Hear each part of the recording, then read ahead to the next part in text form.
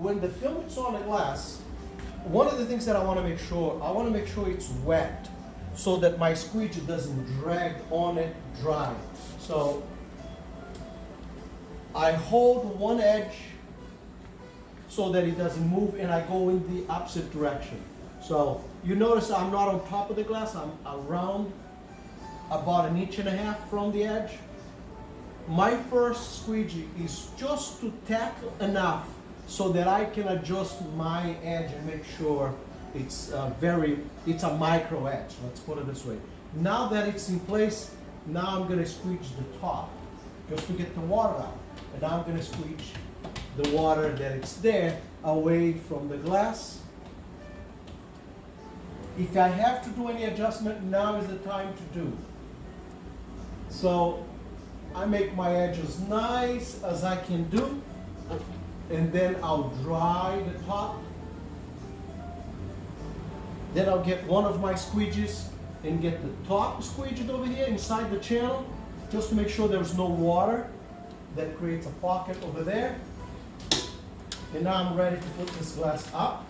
And I am gonna help the glass to go out in that direction so that the film doesn't get caught here. To make sure my edge is right. Now I'll make whatever adjustment I need to make. And if there is an issue like that, I just bring it back and in. I'll get it wet again. And now I'm gonna get this water out. On the edges, I want the squeegee to be in this position because it's bringing the water from here into the channel and down. I don't want that water to come back because there is a chance it will bring some contamination with it. So I got that done. I got this done. When I do this edge, I switch the angle of the squeegee, and now I'm gonna go down. You notice I didn't go all the way down? It's very important. If I had gone all the way down, there was a possibility of the water coming back and bringing perhaps some contamination that it's here. That's why I stopped here. Because now when I go down with it, I can go fast enough that will not give time for the water to come back. So here's what I'm gonna do.